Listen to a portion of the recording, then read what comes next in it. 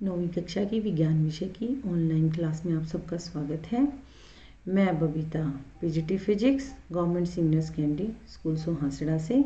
आज की online class में हमारे चैप्टर का नाम है is matter around us pure. क्या हमारे आसपास के पदार्थ शुद्ध हैं? तो आइए आज की ऑनलाइन क्लास में हम सीखेंगे, पाठ की पुनरावृत्ति करेंगे और एक कुछ महत्वपूर्ण प्रश्नों पर ध्यान केंद्रित करेंगे जो कि हमारे एग्ज़ाम्स में आते हैं, बोर्ड एग्ज़ाम्स में पूछे जाते हैं। तो चलिए शुरू करते हैं 1 नंबर के प्रश्नों से। तो पहला प्रश्न है हमारा, निम्नलिखित में से कौन सा भौतिक परिवर्तन है? Which of the following is a physical change. सबसे पहले तो यहाँ आपको पता होना चाहिए फिजिकल चेंज क्या होता है। यह एक प्रकार का परिवर्तन होता है बेटा, भौतिक परिवर्तन होता है जिसमें केवल पदार्थों के भौतिक गुणों में अंतर आता है। भौतिक गुण का मतलब क्या होता है कि रंग, रूप, रंग में परिवर्तन आ जाए, रूप में परिवर्तन आ जाए, आयतन में परिवर्तन आ जाए, आयतन कम हो जाए या ज़्यादा हो जाए, स्वाद में परिवर्तन आ जाए, किंतु उससे एक नया पदार्थ नहीं बनता। इस प्रकार के परिवर्तन को हम क्या कहते हैं? भौतिक परिवर्तन। जैसे हम लकड़ी को तोड़ते हैं, तोड़ने के बाद रहती तो लकड़ी ही है ना, तो उससे कोई नया पदार्थ नहीं बनता, तो वो एक प्रकार का भौतिक परिवर्तन है। तो आइए देखते हैं हमारे ऑप्शन। हमारे पास ऑप्शन ए है, साधारण नमक को पानी में घोलना। क्या जब हम साधारण नमक को पानी में घोलते हैं तो हमारे पास कोई नया पदार्थ बन के आता है? नहीं। तो ये एक प्रकार का भौतिक परिवर्तन है। किसी बर्तन में मक्खन का पिघलना। जब हम किसी बर्तन में मक्खन को पिघलाते हैं तो पिघलने के बाद भी उसके गुणों में परिवर्तन नहीं आता, तो ये भी एक प्रकार का भौतिक परिवर्तन है। जब हम पानी को उबालकर भाप बनाते हैं तो भाप ठंडी होने के बाद दोबारा क्या बन जाती है? पानी बन जाती है, तो यह भी एक प्रकार का भौतिक परिवर्तन है। तो इस सवाल का सही आंसर है उपरोक्त सभी। तो हमारे पास साधारण नमक को जब हम पानी में घोलते हैं तो भी भौतिक परिवर्तन है, किसी बर्तन में मक्खन को पिघलाते हैं तो भी भौतिक परिवर्तन है, पानी को उबालकर भाप बनाते हैं तो भी भौतिक परिवर्तन है। तो इसी प्रकार से आप हर पॉइंट को देखकर चलेंगे कि आपके पास प्रश्न में क्या पूछा गया है और आपको जवाब क्या देना है। तो चलिए अगले सवाल की तरफ चलते हैं। जब तरल तेजी से घूमता है तो सघन कण नीचे की ओर खींचे जाते हैं और हल्के कण ऊपर रह जाते हैं। इस सिद्धांत का उपयोग किस में किया जाता है? When the liquid is spun rapidly, the denser particles are forced to the bottom and the lighter particles stay at the top. This principle is used in। सबसे पहला ऑप्शन है आपके पास वाष्पीकरण, दूसरा क्रोमेटोग्राफी, तीसरा अपकेंद्रीकरण, चौथा है निस्पंदन। इन चारों प्रोसेस से आप क्या है? फैमिलियर हैं, और ये सवाल हमारे HBSC बोर्ड में 2023 में आया हुआ है। तो चलिए एक बार इसको थोड़ा सा अच्छे से एक्सप्लेन करते हैं। जब हम देखते हैं कि हमारे पास, देखो आपने यहाँ पर चेंज नोट किया होगा, यहाँ पर पानी है, किसी रोड पर पानी गिरा हुआ है, जब सूर्य की धूप उस पर पड़ती है यानी इसका तापमान बढ़ता है तो धीरे धीरे ये पानी क्या हो जाता है? वाष्पित हो जाता है। तो इस प्रोसेस को क्या बोलते हैं? वाष्पीकरण बोलते हैं। इसी प्रकार से दूसरा हमारे पास है क्रोमेटोग्राफी। क्रोमेटोग्राफी में मिश्रण के उन घटकों को अलग किया जाता है जो एक ही विलायक में घुलनशील होते हैं, यानी ऐसे विलेय जो एक ही प्रकार के विलयन में घुल जाते हैं, उनको अलग करने के लिए हम क्रोमेटोग्राफी, यहाँ पर आप देख रहे होंगे, देखो अलग अलग कलर ऊपर की तरफ उठ रहा है, एक ही मिश्रण में से जा रहा है, तो इस प्रकार से हम अलग कर सकते हैं। इसको बोलते हैं क्रोमेटोग्राफी। इस प्रोसेस की सहायता से हम क्या कर सकते हैं? शाही में कितने रंग हैं, जैसे ब्लैक रंग की शाही में कितने प्रकार के रंग मिले हुए होते हैं, हम इससे भी देख सकते हैं। तीसरा हमारा प्रोसेस है अपकेंद्रीकरण। ये प्रोसेस आपने सबने अपने घरों में देखा होगा, जब हम क्या करते हैं? मंथन करते हैं। मंथन करना भी एक प्रकार का अपकेंद्रीकरण है। इस प्रोसेस में क्या होता है कि जो हल्के पदार्थ हैं वो तो ऊपर रह जाते हैं और भारी पदार्थ हैं वो क्या हो जाते हैं? नीचे की तरफ आ जाते हैं। मंथन भी एक ऐसी ही विधि है जिसका प्रयोग हम मक्खन को क्रीम से अलग करने के लिए करते हैं, तो हम इसे मंथन भी कह सकते हैं और क्या कह सकते हैं? अपकेंद्रीकरण कह सकते हैं। अपकेंद्रीकरण में क्या होता है बेटा? अपकेंद्रीकरण में क्या होता है कि जब तरल को हम तेजी से घुमाते हैं तो सघन कण नीचे की ओर चले जाते हैं। सघन का मतलब जो भारी कण है वो नीचे चले जाते हैं और हल्के कण ऊपर रह जाते हैं। तो अपकेंद्रीकरण में भी वही होता है कि हल्के कण ऊपर आ जाते हैं और भारी कण नीचे चले जाते हैं। फिल्ट्रेशन, ये आपके किचन में भी डेली यूज़ किया जाता है। इससे क्या होता है, चाय छानते हैं तो जो ठोस पदार्थ हैं वो क्या हो जाते हैं, ऊपर रह जाते हैं और जो हमारा तरल पदार्थ है वो नीचे आ जाता है। इसे हम बोलते हैं फिल्ट्रेशन। तो इस सवाल का सही जवाब है अपकेंद्रीकरण। तो आप लोगों को समझ में आ गया होगा। तो चलिए हम चलते हैं अपने अगले प्रश्न की तरफ। प्रश्न नंबर 3, निम्नलिखित में से कौन सा टिंडल प्रभाव दिखाएगा? Which of the following show टिंडल affect? आपके पास ऑप्शन है नमक का विलयन, साल्ट सॉल्यूशन, दूध यानी मिल्क, कॉपर सल्फेट विलयन, कॉपर सल्फेट सॉल्यूशन, स्टार्च विलयन जिसको हम बोलते हैं स्टार्च सॉल्यूशन। तो आपके पास यहाँ ऑप्शन दिए गए हैं। सबसे पहले तो हम ये देखेंगे बेटा कि टिंडल अफेक्ट क्या होता है। टिंडल अफेक्ट एक प्रकार का प्रभाव है जिसमें प्रकाश की किरणों का बिखराव हो जाता है। जब वो कमरे में उपस्थित धूल या मिट्टी के कणों से टकराते हैं तो टकराकर हमारी आंखों तक पहुंच जाते हैं, जिसकी वजह से छोटे छोटे कण हमारी आंखों तक पहुंचते हैं और अन्य हमें दिखाई दे जाते हैं। जैसे कि आपने देखा भी होगा कि कोई अंधेरे कमरे में से कोई आपके पास खिड़की है, उसमें से प्रकाश आ रहा है, उसमें छोटे छोटे कण आपको विजिबल हो जाते हैं। उस प्रभाव को क्या बोलते हैं? टिंडल प्रभाव बोलते हैं। टिंडल प्रभाव केवल जो कोलॉइडल विलयन है उनमें दिखाई देता है, क्योंकि उसमें छोटे छोटे कण उपस्थित होते हैं जिनसे प्रकाश टकराकर हमारी आंखों तक पहुंचता है। एक होते हैं हमारे पास ट्रू विलयन यानी वास्तविक सॉल्यूशन। ट्रू विलयन होते हैं, इसमें जो कण होते हैं वो विलयन में पूरी तरह से घुले हुए होते हैं, कोई भी कण अवशेष नहीं होता, इसीलिए प्रकाश सीधा निकल जाता है, टकराकर हमारी आंखों तक नहीं पहुंचता। तो इसको हम कहते हैं टिंडल इफेक्ट। तो आइए हम इसके ऑप्शंस देखते हैं। जैसे मिल्क है, मिल्क एक प्रकार का मिक्सचर है, ये कोलॉइडल मिक्सचर है बेटा। इसमें बहुत सारे निलंबन के कण पाए जाते हैं जिनका साइज थोड़ा बड़ा होता है, जिससे प्रकाश टकराकर हमारी आंखों तक पहुंचता है। इसमें बहुत सारे मिनरल मिक्स होते हैं, बहुत सारा सॉल्यूशंस है। मिल्क क्या है? एक प्रकार का मिल्क प्योर नहीं होता, मिल्क निलंबित होता है। स्टार्च विलयन और मिल्क दोनों में ही निलंबन के कण पाए जाते हैं। जैसे कि ये आप देख सकते हैं, ये आपके पास कॉपर सल्फेट सॉल्यूशन है या हाइड्रोक्लोरिक अम्ल का सॉल्यूशन। ये एक प्रकार के क्या होते हैं? ट्रू सॉल्यूशन होते हैं। क्या होते हैं? वास्तविक सॉल्यूशन भी बोल सकते हैं, वास्तविक विलयन भी बोल सकते हैं हम इनको। इनमें निलंबन के कण नहीं पाए जाते, इसीलिए जो कॉपर सल्फेट है वो भी एक प्रकार का ट्रू सॉल्यूशन है। तो इसका सही आंसर आएगा मिल्क और स्टार्च। तो आप सभी को टिंडल प्रभाव समझ में आ गया होगा। अब हम चलते हैं अपने नेक्स्ट क्वेश्चन की तरफ।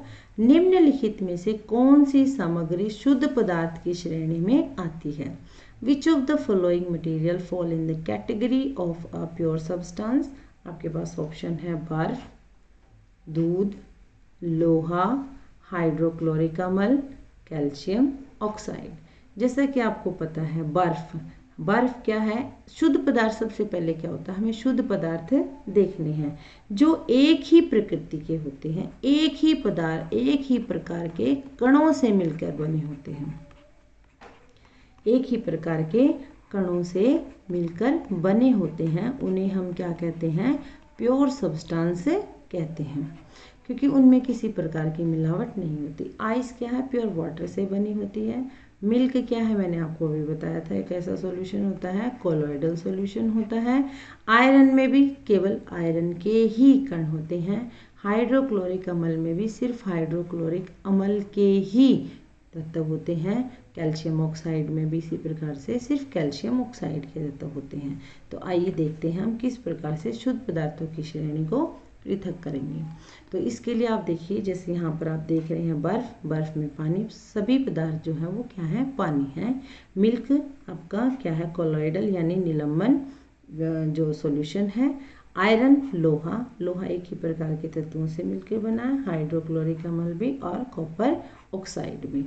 तो यहाँ पर दूध को छोड़कर बाकी सभी क्या हैं हमारे पास शुद्ध पदार्थ हैं। तो इसका सही आंसर है option 1, option 3, option 4 and option 5। आप लोगों को बेटा सब कुछ समझ में आ रहा होगा। तो चलिए अब हम चलते हैं अभ्यास प्रश्न जो कि 2 अंक के आते हैं। तो शुरू करते हैं। पहला क्वेश्चन है हमारा, मिश्रण एवं यौगिक में 2 अंतर लिखिए। मिश्रण क्या होता है, यौगिक क्या होता है और एक रासायनिक तत्व क्या होता है। मिश्रण को हम क्या बोल देते हैं, मिक्सचर बोल देते हैं। यौगिक को हम क्या बोलते हैं बेटा, कंपाउंड बोलते हैं। और जो रासायनिक तत्व होते हैं उसको हम क्या बोलते हैं, एलिमेंट बोलते हैं। एलिमेंट यानी तत्व, रासायनिक तत्व क्या होते हैं, यह उन पदार्थों को कहते हैं जो एक ही प्रकार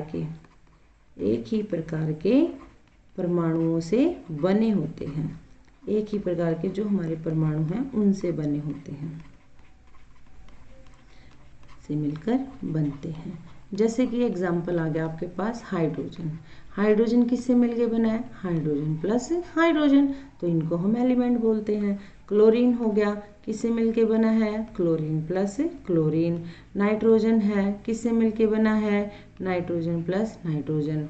ऑक्सीजन है, किससे मिलके बना है, ऑक्सीजन प्लस ऑक्सीजन। ये क्या होते हैं, हमारे एलिमेंट्स होते हैं। अब बात करेंगे हम मिक्सचर की और कंपाउंड की। सबसे पहले तो आपको ये ध्यान रखना बेटा, ये कितने नंबर में पूछा गया क्वेश्चन, 2 नंबर में पूछा गया है। या तो आप इसके 2 पॉइंट तो क्लियरली लिखोगे ही लिखोगे, अगर आपको ज़्यादा पॉइंट याद है तो आप 4 भी लिख सकते हैं। 4 का मतलब क्या है, 1 पॉइंट को हम आधे नंबर का ही मानते हैं। तो अगर 4 लिखोगे तो आपको 2 नंबर सही से मिल जाएंगे और अटेम्प्टेशन भी आपकी अच्छी हो जाएगी। तो सबसे पहले जो मिक्सचर है, मिक्सचर क्या होते हैं, 2 या 2 से अधिक पदार्थों को किसी भी अनुपात में मिला दो। किसी भी अनुपात का मतलब क्या है कि आप कैसे भी मिला दो उनको, थोड़ा मिला दो, ज़्यादा मिला दो। सॉल्यूशन में जब हम जैसे कि पानी में नमक मिलाते हैं तो हम ये थोड़ी करते हैं कि जितना पानी है उतना नमक है, नहीं, बस पानी में हमने नमक मिला दिया। ये एक प्रकार का क्या है, मिश्रण है। परंतु जब हम यौगिक बनाते हैं तो हमें क्या करना पड़ता है, एक निश्चित अनुपात लेना पड़ता है बेटा। जैसे कि हाइड्रोजन को अगर हम ऑक्सीजन में ऐड करते हैं तो हमारे पास क्या बनता है, जल बनता है। यहाँ पर ऑक्सीजन 1 है तो हम इसको 2 बनाने के लिए, 2 है यहाँ पर, 2 बनाने के लिए क्या 2 से मल्टीप्लाई कर देंगे तो यहाँ पर हाइड्रोजन 2 हो गई। तो ये किस अनुपात में मिलाए गए हैं, 2:1 में मिलाए गए हैं। इसीलिए यौगिक क्या होते हैं, यौगिक में जब 2 या 2 से अधिक पदार्थों को निश्चित अनुपात में मिलाया जाता है तो यौगिक बनते हैं, और अनिश्चित अनुपात में मिलाया जाता है तो मिश्रण बनते हैं। मिश्रण भी 2 प्रकार के हो सकते हैं, समांगी भी हो सकते हैं और विषमांगी भी हो सकते हैं। समांगी तो जैसे आपको नाम से ही पता चल रहा है, समान मतलब भी मिलने के बाद जब हम क्या करते हैं, मिश्रण बनाते हैं तो उसमें विलेय के जो पदार्थ, जो कण हैं वो दिखाई नहीं देने चाहिए। जैसे कि पानी में हम चीनी मिला दें, पानी में हम नमक मिला दें तो वो पूर्णतः उसमें घुल जाए। विषमांगी मिश्रण होता है जैसे कि पानी में हम क्या मिला दें, तेल मिला दें। पानी में जब हम तेल मिलाएंगे तो दोनों क्या हो जाएगा, अलग अलग दिखाई देंगे। तो इस प्रकार के मिश्रण को हम क्या बोलते हैं, विषमांगी मिश्रण बोलते हैं। यौगिक हमेशा किस प्रकृति के होते हैं, समांगी प्रकृति के होते हैं। किस प्रकृति के होते हैं बेटा, समांगी प्रकृति के होते हैं। जबकि मिश्रण क्या हो सकता है, समांगी और विषमांगी दोनों ही हो सकते हैं। इसमें मिश्रण में कोई नया पदार्थ नहीं बनता, कोई भी नया पदार्थ नहीं बनता, क्योंकि भौतिक गुण में ही तो परिवर्तन आता है। परंतु यौगिक में हमेशा क्या होता है, नया पदार्थ बनता है। ये एक प्रकार का रासायनिक परिवर्तन भी कह सकते हैं। तो इसे हम बोर्ड एग्जाम में कैसे लिख सकते हैं, क्योंकि 9वीं बोर्ड एग्जाम में बेटा, और ये जो आपके क्वेश्चन आंसर शीट है ये बोर्ड में जाती है, तो बोर्ड भी चेक करता है कि टीचर्स कैसे पढ़ा रहे, कैसे बच्चे अटेम्प्ट कर रहे हैं। तो इसीलिए आपको ना अच्छे से अटेम्प्ट करना चाहिए। तो आइए देखते हैं हम इसको कैसे बोर्ड एग्जाम के पॉइंट ऑफ व्यू से कैसे लिख सकते हैं। मिश्रण ऐसे आपको क्या बनानी पड़ेगी, एक टेबल बनानी पड़ेगी। पॉइंट 1 डालेंगे, तत्व या यौगिक केवल मिश्रण बनाने के लिए मिलाए जाते हैं किंतु किसी नए यौगिक का निर्माण नहीं करते। यहाँ पर क्या है, हमेशा नए यौगिक का निर्माण किया जाता है। मिश्रण का संगठन परिवर्तनीय होता है, इसमें क्या है, स्थायी है। जैसे कि मैंने अभी आपको बताया था H2 + O2, तो फिक्स है कि हमारे पास क्या बनेगा, जल बनेगा। और किस अनुपात में मिलाए जाते हैं, 2:1 में। मिश्रण उसमें उपस्थित घटकों के गुणों को दर्शाता है। ये क्या है, बिल्कुल पूरी तरह से भिन्न पदार्थ बनता है, नया पदार्थ बनता है। मैंने जैसे कि आपको बताया था कि हमारे पास नया पदार्थ बनता है। तो एक प्रकार से रासायनिक परिवर्तन भी है। घटकों को भौतिक विधियों द्वारा सुगमता से पृथक किया जा सकता है। जैसे हम नमक और पानी को वाष्पीकरण के द्वारा क्या कर सकते हैं, अलग कर सकते हैं। इसमें केवल रासायनिक या वैद्युत रासायनिक प्रक्रिया द्वारा ही इनको अलग किया जा सकता है। तो इस प्रकार से अगर आप 4 पॉइंट लिखते हो तो बेटा आपके 2 के 2 मार्क्स कंप्लीट आ जाएंगे। और अगर आप 2 पॉइंट लिखते हो तो भी, अगर आप 2 पॉइंट भी अच्छे से लिखते हो, उनमें भी आपकी पॉसिबिलिटी रहती है कि टीचर 2 नंबर दे ही देता है। तो जैसे आपको सही लगे, आपके कंफर्ट जोन के हिसाब से आप मिश्रण और यौगिक में डिफरेंस लिख सकते हो। तो चलिए नेक्स्ट क्वेश्चन देखते हैं। समांगी एवं विषमांगी मिश्रणों में उदाहरण सहित अंतर बताइए। जैसा कि अभी हमने किया ही है, समांगी और विषमांगी मिश्रण में सबसे पहले तो आप ऐसे लाइन लगा लेंगे। यहाँ पे लिखेंगे समांगी मिश्रण और यहाँ पे लिखेंगे विषमांगी मिश्रण। सबसे पहले तो बेटा यही होता है, पेपर अटेम्प्टेशन का तरीका आना चाहिए आपको। इसमें क्या पूछा गया है, उदाहरण सहित, उदाहरण भी बताना। अगर आप उदाहरण नहीं बताओगे आपका ऑटोमेटिक 1 नंबर कट जाएगा।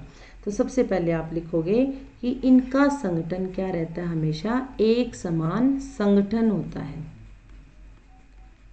इसमें जो कण है, विलेय के कण अलग से दिखाई नहीं देते, विषमांगी में दिखाई देते हैं। इसमें संगठन एक समान संगठन नहीं होता है। जैसे मैंने बताया था आपको कि पानी में अगर हम तेल मिलाते हैं तो वो अलग अलग से दिखाई देते हैं। आप ही पानी प्लस तेल का दिखा सकते हो। समांगी में क्या कर सकते हो, पानी में क्या मिला के दिखा सकते हो, नमक मिला के दिखा सकते हो। पानी में क्या मिला के दिखा सकते हो, चीनी मिला के दिखा सकते हो। ठीक है। दूसरा क्या है, इसमें जो पृथक्करण की सीमाएं, इनके बीच में क्या नहीं होती, स्पष्ट पृथक्करण सीमाएं नहीं होती। अलग अलग आपको दिखाई नहीं देगा कि भाई कहाँ पर चीनी है, चीनी कहाँ से शुरू हो रही है और पानी कहाँ से शुरू हो रहा है। जबकि आप तेल और पानी को मिलाते हो तो आपको बीच में एक सीमा दिखाई देती है। इसमें जो सीमाएं हैं वो स्पष्ट दिखाई देती हैं। एग्जाम्पल आपने लिख ही दिया है। एग्जाम्पल आप कर सकते हो। विषमांगी मिश्रण में तेल में जल मिला दिया, नमक में क्या मिला दिया, मिट्टी मिला दी, ठीक है ना। तो चीनी में क्या मिला दिया, नमक मिला दिया। तो अलग अलग से वो दिखाई देता है कि नमक अलग दिखाई दे रहा है, चीनी अलग दिखाई दे रही है। तो इसी प्रकार से हम इसको भी पेपर पॉइंट ऑफ व्यू से किस प्रकार से लिख सकते हैं वो आप देखिए और अपनी नोटबुक में भी नोट करा करो बेटा ये सारी चीज़ें। एक समांगी मिश्रण वह है जिसकी रचना एक समान होती है। उदाहरण, पानी में चीनी का घोल, पानी में नमक का घोल। आप ऐसे देख सकते हैं, आप पिक्चर भी बना सकते हैं, थोड़ा सा अफेक्टिव लगेगा।